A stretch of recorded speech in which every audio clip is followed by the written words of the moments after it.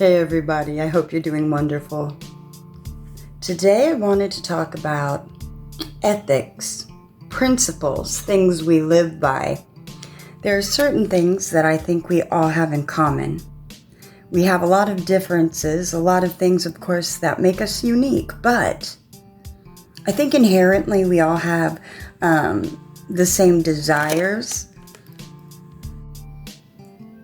Hey everybody. I hope you're having a wonderful day as always. So I was sitting here thinking about how people are very different, yet very the same. We have different goals, different desires, different things we'd like to accomplish in our life, but universal things. There are some things all of us inherently have in common. So I wanted to talk a bit about them. 7 principles. Let's talk about them. Number 1, the principle of manifestation. This principle proposes that overall consciousness is something that we ultimately choose as human beings. People can choose to be conscious so that they can have complete and total awareness in the here and now, even though we may not completely recognize it. We're constantly asking ourselves the main question that pertains to current consciousness. We want to know what focused consciousness can positively create for us. You like that? In the background, something dropped. I got distracted. The irony that I say, we want to know what focused consciousness can positively create for us. And that's exactly on the sentence where I got distracted. The irony. To re-record or to leave this and start again? That is the question. Number 2, the principle of magnetism. This is a key principle that concerns equal return for our thinking.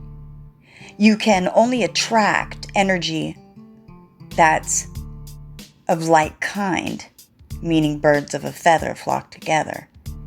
If you put out positive emotions and thoughts, then you can expect to pick up positive associations. The universe is full of energy that is constantly being recycled by us and also moves within us. Each person is an important member of a delicate creation seeking complete balance. A life lesson that has been adopted by just about every culture on the planet. People naturally seem to understand that. In life, much of what you get is dependent on what you give. Then we have principle number 3, which is the principle of pure desire. The principle of pure desire states that your intentions will have a great impact on the return you get. If your action and thoughts are driven by absolute pure intention, then you can be sure that the outcome will be in your favor. In order for those intentions to be pure, you must think in a state that is free of any fear, doubt, or notion of desperation. Your motives must be clear and worthy if you're going to receive a positive response. If you fail to make your requests with good and clear motives, then your positive energy will be negated and will not be reciprocated.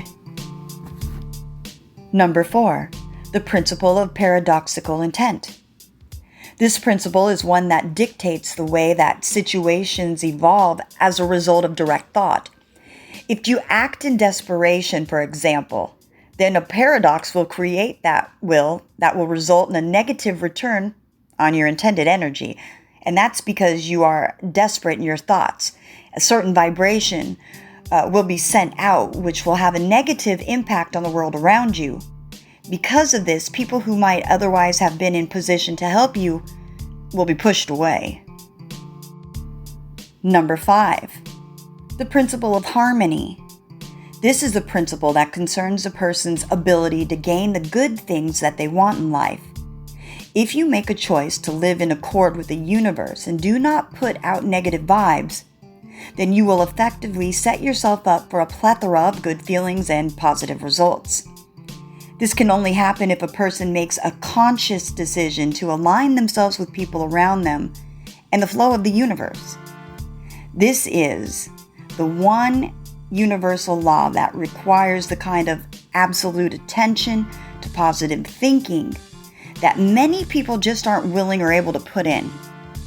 So this is a big one, you guys. Number 5, the principle of harmony. Number 6, the principle of right action.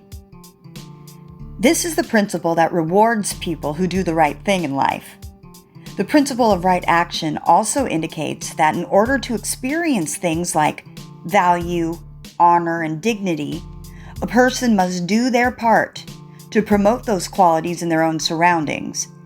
If, on the other hand, you do things that break down the important universal qualities, then you'll see those things deteriorate and erode in your life.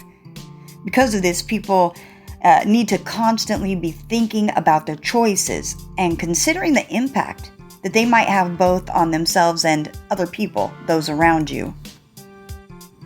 And then we have principle number 7, the principle of expanding influence. Many people do not understand the overriding power of their own personal energy. Energy is one of the things that is constantly expanding in this world.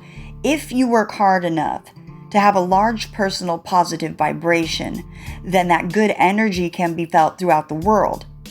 Things that you never imagined might actually happen if you concentrated hard enough on your own personal thoughts and your emotions. If you make a conscious decision to live a quality life that promotes happiness for those around you, then the positive power of influence will eventually expand to impact all of those people and those around you, and including yourself. So I think these are universal tips for everybody. It doesn't matter what belief system you follow, what region you come from, if you're male or female. These things are all just universal and good practice. I'm in agreement with something Buddha once said, which was, what you have become is the result of what you have thought. Yes, your thoughts even have consequences. We're often told your actions have consequences, but your thoughts mold your consequences because they predict and show what your next move in life is going to be. Because first we internally think about something, you mentally manifest it, then you physically project it out into the world, and then you get back what you have projected. And I figure since we're all in this earth school together, we're all here learning under this earth dome, and in our earth home, and in our mental dome, that it would be good to just share some of these refreshers. I study them myself as a constant reminder because the world does not revolve around me. The world revolves around all of us, the we.